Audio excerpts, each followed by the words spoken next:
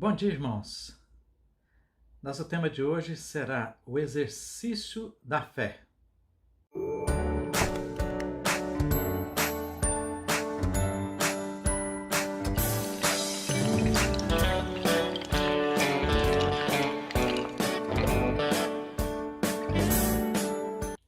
Eu convido a todos para nós lermos o Evangelho de Lucas, capítulo número 7, dos versículos 1 até os versículos 10. Tendo Jesus concluído todas essas palavras dirigidas ao povo, entrou em Cafarnaum. E o servo de um centurião, a quem este muito estimava, estava doente quase à morte. Tendo ouvido falar a respeito de Jesus, enviou-lhes alguns anciãos dos judeus, pedindo-lhe que viesse curar o seu servo. Estes, chegando-se a Jesus, com instância lhe suplicaram, dizendo: Ele é digno de que lhe faças isto, porque é amigo do nosso povo, e ele mesmo nos edificou a sinagoga. Então Jesus foi com eles, e já perto da casa o centurião enviou-lhe amigos para lhe dizer: Senhor, não te incomodes, porque não sou digno de que entres em minha casa. Por isso, eu mesmo não me julguei digno de ir ter contigo. Porém, manda com uma palavra, e o meu rapaz será curado. Porque também eu sou homem sujeito à autoridade, e tenho soldados às minhas ordens, e digo a este: vai, e ele vai, e a outro: vem, e ele vem, e ao meu servo: faze isto, e ele o faz. Ouvidas estas palavras, admirou-se Jesus dele, e voltando-se para o povo que o acompanhava, disse: Afirmo-vos que nem mesmo em Israel achei fé como esta. E voltando para casa, os que foram enviados encontraram curado o servo do centurião. É interessante essa passagem de Jesus entrando em Cafarnaum. Anciãos judeus são enviados pelo centurião e entregam um recado para Jesus. O servo do centurião estava doente e ele era um servo muito estimado por aquele centurião. E o centurião pedia para que Jesus o curasse. Mateus 8, 5 a 13 também trata desse assunto, mas não fala sobre esses anciãos que foram enviados por esse centurião. Esse centurião havia construído a sinagoga de Cafarnaum e os judeus gostavam muito dele. Jesus se dirige para a casa do centurião então, e este lhe envia amigos ao seu encontro para que dissessem a Jesus que ele não era digno de recebê-lo em sua casa, mas que bastasse apenas uma palavra de Jesus e o seu servo com certeza seria curado. Tal era a fé desse centurião. A tradição judaica afirmava que uma pessoa que entrasse na casa de um gentio tornava-se cerimonialmente impura. Lá em João 18, verso 28, o sacerdote não entra na casa de Pilatos, pois estava se preservando para a festa da Páscoa quando levaram Jesus para o pretório.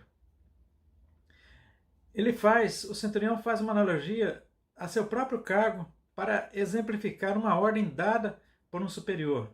Dessa forma, estava dizendo que Jesus detinha uma autoridade sobrenatural e muito superior à dele mesmo, e que bastaria que ele dissesse que tal coisa se faça para que tal ordem se cumprisse. Tal era a fé desse centurião e o seu reconhecimento da superioridade de Jesus em relação à sua autoridade.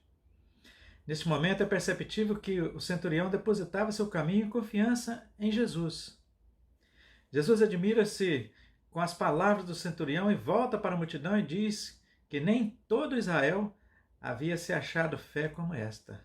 Que maravilha, né? E lá em Mateus 8 e 13, Mateus narra da seguinte forma, versículo 8 e 13. Jesus dizendo para o centurião: vai-te e seja feito conforme a tua fé. E quando eles chegaram em casa, aquele servo já estava curado. E foi exatamente naquela hora que Jesus tinha dito essas palavras para eles, para que o centurião voltasse para casa e que seria feito conforme a fé dele. O centurião, então, teve ali aquele milagre dentro da sua casa, aquele pedido seu por um servo que estava doente, foi realizada e aquela cura milagrosa foi efetuada por Jesus apenas por sua palavra. Você crê que Jesus tem poder para resolver seus problemas apenas com a sua palavra? Você crê? Nos últimos tempos, nós temos passado momentos difíceis. São problemas seguidos de problemas, tempos de dores e perdas de inúmeras doenças dentro de nossa casa e também ao redor do mundo. Terríveis crises financeiras, desemprego, choro e lágrimas. Talvez, como no caso do centurião, o sofrimento não seja diretamente nosso, mas de alguém querido de nossa família, um vizinho ou também um colega nosso de trabalho. Pode ser. As esperanças de muito têm sido depositadas nos governantes, na ciência, na esperança da descoberta de uma vacina poderosa que venha neutralizar a ação desse vírus terrível que assola a nossa humanidade nesses momentos que estamos vivendo. E também daqueles auxílios ofertados pelos governos e aos necessitados de grande parte do mundo e principalmente aqui no nosso Brasil. Quantos estão aí correndo atrás do auxílio emergência? Mas eu digo para você, faça como um centurião. Reconheça que o Senhor tem poder maior que todos os governantes e cientistas do planeta e com apenas uma ordem pode acabar com essa pandemia que nos assola, se este for o seu plano neste momento. Lembre-se, se estiver nos planos do Senhor neste momento, em que essa pandemia vai acabar, apenas com uma palavra dele, essa pandemia será extinta de nosso meio. Esse temporal eu sei que vai passar. E a graça do Senhor, ela é muito maior. Ela continuará sendo abundante sobre nossas vidas. Creia que Ele pode fazer tudo. Creia que Ele é poderoso para fazer muito mais do que aquilo que você pensa. Creia que Ele é poderoso, Ele é o Deus dos impossíveis. Creia que tudo é possível e que basta uma palavra dEle para que as coisas aconteçam. Você crê nisso? Que Deus esteja com você. Creia que tudo é possível para Deus.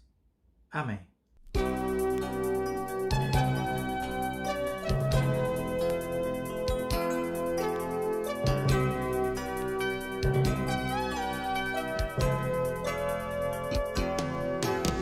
Eu creio que tudo é possível e que nada é impossível para ti. Basta uma palavra tua e os montes se removerão.